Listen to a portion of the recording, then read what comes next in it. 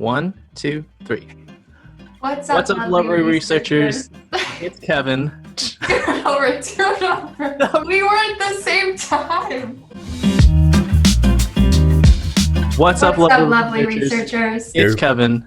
And I'm Nicole. Thank you so much for joining. I'm so excited to have Nicole, who is a researcher at StubHub, or we both knew each other from StubHub. And she has a master's degree in human-computer interaction. One of the fun facts that I learned, actually just checking her LinkedIn the other day, was I realized that we both worked at Stanford University at one point in the same building, just at different times. Yeah, same hall and everything, same building. I was just down in the basement doing MRIs, and it sounds like you were on the first floor, right? Yeah, we're kind of neighbors, but I left in 2014, and I think that's when you started, but that's crazy. Almost paths crossed. Almost. and we mentioned Zimbardo, right? Philip Zimbardo is a researcher who did that infamous Stanford prison study, and you were used to work in the basement where he did that study. Yeah, so every time I would go down to where the MRIs were, I would always think about the Stanford prison experiment, because that's where it happened. And that's like one of the first things you learn about with Psych 101, so it's crazy. Yeah, oh man. And my Zimbardo story is that I've met him in the bathroom at Stanford once. Never said anything, never said hi, but you know, it'd be awkward to strike up a full conversation about prisons in the bathroom. So maybe it's the norm for him. Who knows? Yeah. Well, I'm so excited to have Nicole here today. Today, we want to talk about her journey into UX research, and we wanted to just hear from her. So, Nicole, I would love for you to share with us how you got into UX research. Yeah. All right, everyone. Thanks for listening. So, how I got to UX research was I started undergrad with studying psychology. So I was really interested in why people do the things that they do, why they behave the way they do, decision making, all of that. And during my time in undergraduate studies, I got more interested in neuropsychology, so specifically like the physiology of the brain, how the brain works, and it's pretty incredible how much we still don't know about it. And so that's actually led to my time at Stanford. I was in a neuropsychology lab, which is why I was doing the MRIs. And that was fantastic. Just, doing the MRIs, doing brain scans was so fun, doing EEGs, but it was actually really good too because it helped me understand troubleshooting. When things go wrong during a session and you have a participant right there with you, kind of have to figure it out on the spot. And also, working with a wide variety of patients and participants. During my time there, it was actually just a random conversation with somebody that also worked in the lab. They had left to go to Georgia Tech for also a master's in human-computer interaction. And it was like, just through a random conversation, I was like, what is human-computer interaction? I didn't even know it was a thing. I didn't know what user research was. So actually, how I ended up here was just through like a random chit chat during work, which is pretty weird to reflect on. And so that's when I decided to apply, took the GRE, which is pretty tough. And then got accepted to Indiana University. Thank you.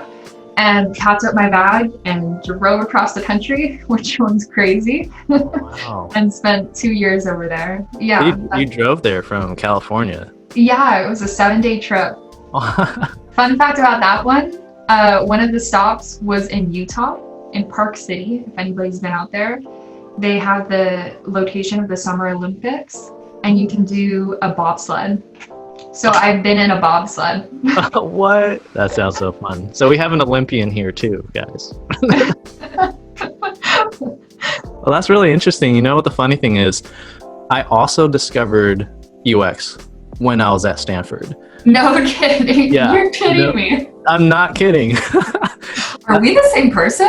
What? Yeah. And the other thing is I also used, in my undergrad, I did fMRIs and EEG. Oh, yeah. Yeah. So I did that in undergrad. It's like studying how people... Oh, yeah. Yeah. And that's how I got the call from Apple. A guy named Roy Raymond. He's like a leading sleep researcher. He called me. And that's how I discovered UX, psychology in the field of tech. Oh wow, that's so crazy. Really funny how our stories everyone discovers UX a different way, which is so cool. Yeah. Okay, so you drove, you had an Olympian bobsled moment, and then you went to university to study HCI, or human-computer interaction. What was that like? How do you think that master's helped you along the way? Yeah, with Indiana, the master's program there, they actually train you in both UX design and research. Okay. And they have more of an emphasis on design, but you can go for research. So I actually didn't know if I was going to do initially design or research. So that's why I, again, wanted to go to a program and have those 2 years to really like feel it out. But couldn't get away from research and trying to understand people because it's so interesting. Yeah, and I like how you described the brain earlier, that we have so much to learn. Yeah. Because honestly, when I think about the grand scheme of things, like we understand how black holes work. We can predict exactly where a comet's going to be in 100 million years, but we don't know what we're going to eat for dinner tomorrow night, or how you're going to feel. The brain is the most complex thing ever, in my opinion. And like speaking of which too, like what you ate for dinner like a couple of nights ago, like how fickle memory can be too, is so interesting. Yeah, exactly. Okay, so you took a lot of courses, design and research. You decided to go the research route. So what was that transition like after your master's program? How did you get your first job? Yeah, because it was 2 years, it was also good because in that summer in between the first year and the second year, a lot of the cohort would go for internships. So I did they had career fairs and I would do that, went out and did some applications, and actually it was interesting. So StubHub at the time was owned by eBay. And so through a career fair, was chatting with people at eBay and was actually contacted by somebody asking me if I would be willing to talk to somebody from StubHub. And it was a company that I had bought tickets from before. I helped my dad sell Warriors tickets on it before. And so I was like, sure, please talk to me about anything. I really want an internship. And so I actually did an internship in between. I got it with StubHub, and that internship was really great, and it ended up with a return offer. And so that's something that can happen at the end of an internship, where they ask you to return after you've graduated. Wow, good stuff. Yeah, and I always hear about the great work that you've done during internship, and always the good work that you have done when I was there as well. Okay, so internship. I want to ask a little bit more about that. I know a lot of folks, and to everyone out there right now, I know it's tough. Internships are canceled, but going about the internship search probably doesn't change that much. You're still going to have to put in the work of networking and going to put yourself out there. So do you have any tips for those looking for internships? While there might not be a lot available right now, what tips would you have for them to kind of continue their search? Yeah, so things like career fairs are really helpful, which might not be available right now. But something that you can also take advantage of are, if you're at a school, if you're in like a grad program or something like that, reaching out to your professors and also the career center. Because those are the people that are coordinating the career fairs when it's like normal times and not crazy COVID times.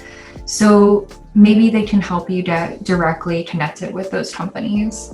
And if you're part of a grad program too, another thing that I would do is reach out to alumni from the program. So, and that can be, even if you're not in a grad program, you can reach out to people in your undergrad or old professors.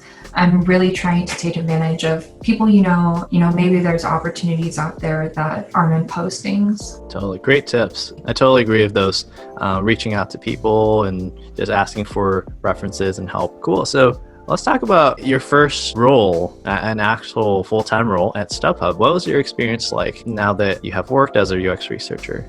Yeah, so I really enjoyed my time at StubHub. Like the first year was, I mean, understandably like kind of crazy because you're going from, school projects where they'll try to create different constraints and scenarios to you're out in the real world and all your decisions have like real implications, but that makes it really exciting too. Having to take into account timelines and when things are going to launch. And I think another thing too is that starting off at StubHub, that first year I was like one of 2 researchers, which was kind of crazy for a whole company. Yeah, very busy because of that, but it was also really cool because I got a lot of opportunity to be involved in different things. For people watching, there's different styles with UX research. Sometimes teams and companies will have embedded researchers. So you're working with the same designer, with the same product manager,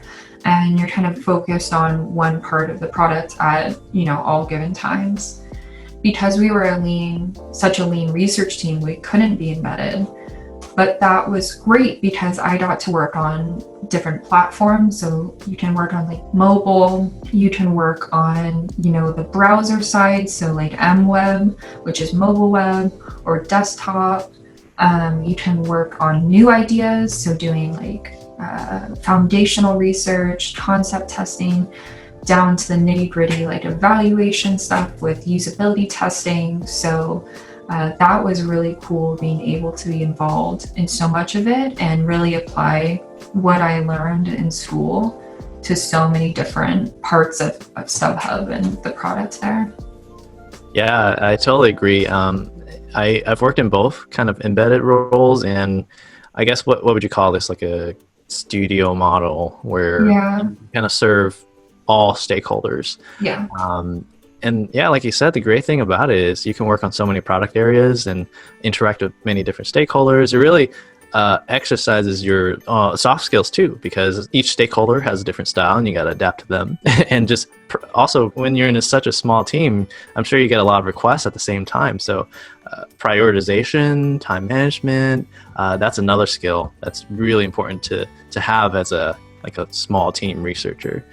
That maybe large team researchers don't get the chance to kind of develop those skills.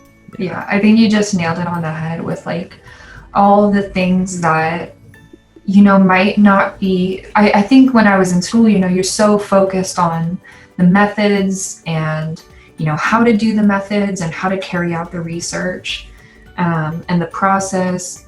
But those things that you just mentioned don't get as much, time online with different articles. Right. Another question I like to ask is, now that you have worked as a UX researcher, what are some things that you've realized that certain myths about UX research or misconceptions about it, the expectations versus realities? Do you have some of those that you've kind of realized throughout your first couple of years as a UX researcher that you can share? Focus groups. I used to think that focus groups could cause groupthink. So that was from my psych background, and then going into user research, I was like, okay, that's not something you should go for. Yeah. And then actually, while I was a researcher and through a conversation with another researcher, was talking to her about that. And she was like, yeah, I just actually explained what groupthink is at the beginning and talk to them through it and talk to them, just be honest with yourself. Yeah. And how you can go about, I guess I thought there had to be this wall between myself and how the method works and the participant, but you can actually just be open that door up and be honest with the participants about if a concern about it, and then to try to alleviate it. Yeah, I remember you telling me about that, and then I started to think, I have experienced pretty well moderated focus groups before as a participant. Yeah. That's a great prime example of don't always assume a method is not going to be valid just because of one big potential problem, which is groupthink. Yeah. And sometimes you just kind of just point it out. Hey, there's this thing called groupthink. Just be aware of it. And that kind of breaks down that wall. I might add one more thing about focus groups. The one time that I did experience a good focus group was people assume the problems with it is there's always going to be one loud person and people were going to coalesce into thinking the same thing. But what this focus group did was hand everyone a kind of clicker so that they can click their own answers individually. And then the moderator could just point out like, hey, you answered this. Tell us a little bit why. And then start the conversation that way. So not being influenced first. So there's ways to kind of conduct a focus group that kind of alleviates all those biases. So great point. Yeah. And I think what you were just saying too, like brings up another really cool thing about user research and different methods is how creative you can be with them. You know, like finding different workarounds, you know, with different scenarios like you just brought up, like, so trying to avoid different biases. It's really nice, like the freedom that you get with these methods to find those answers is really cool. Great point, because not every problem has just one solution or one method to solve it. And to all the badass UX leaders out there, you got to learn the fundamentals first and then practice it. And then once you kind of get the feel for how these methods are used, you can kind of start to tweak them and adapt it to your needs or to your problem that you can answer. So it's not just let's conduct usability tests this way. There's many ways you can do it. Great point. Before we wrap up, I just want to hear from you. What are some pieces of advice that you might have for the newcomers or the aspiring UX researchers to transition into the field? Yeah, one of the things looking back that I did before my first job that helped me a ton is that there's actually a book, Doorbells, Danger, and Dead Batteries, User Research War Stories. And that sounds kind of crazy. It's also by Steve Portigal. Okay. That sounds kind of like a crazy title, but basically it's this really fantastic book. It's when things don't go right and how you mitigate them. I think on one side, just knowing that things won't always go right and it's okay, and you can, you know, just go with it and fix it in the moment was really helpful. Knowing that it doesn't have to be absolutely perfect every time was really nice. What they did, learning from their reflections, learning from when things don't go right was really helpful. So I definitely recommend that book. Yeah, okay. I'll link that in the description below. I definitely got to check that one out. Yeah, it's awesome. That's something I've definitely Googled. Like, what if I used the wrong method?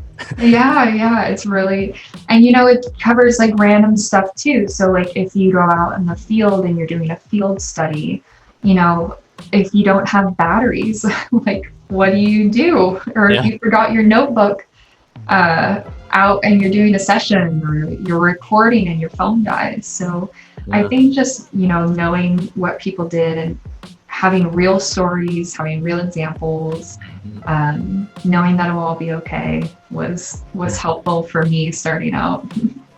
Totally. Oh, I'm going to pick myself up a copy as well. Great suggestion. Okay, so nice. What do you do to stay on top and keeping your UX research skills sharp? Yeah, that's kind of a continuation of like, you know, reading books out there. What's really nice too is that there's starting to be more and more UX research podcasts.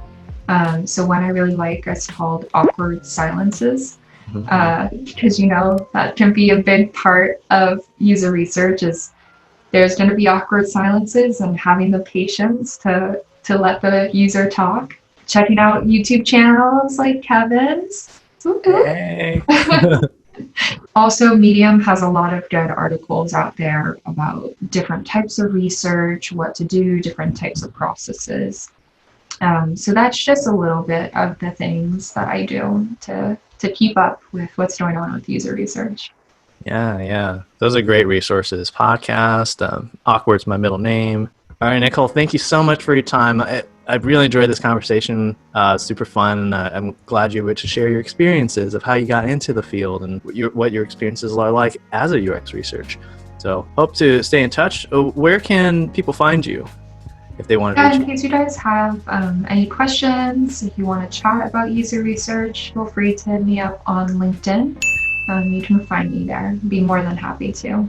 Yep, and I'll post her LinkedIn in the description below. She's awesome. Nicole is super great. Yeah, this is the first time you've seen her, but here's a little hint, it might not be the last time you see her. All right, thank you so much for watching. Hope you're all staying well. We make all things UX research related to help you become the most badass UX leader. Mad love. Peace. Bye.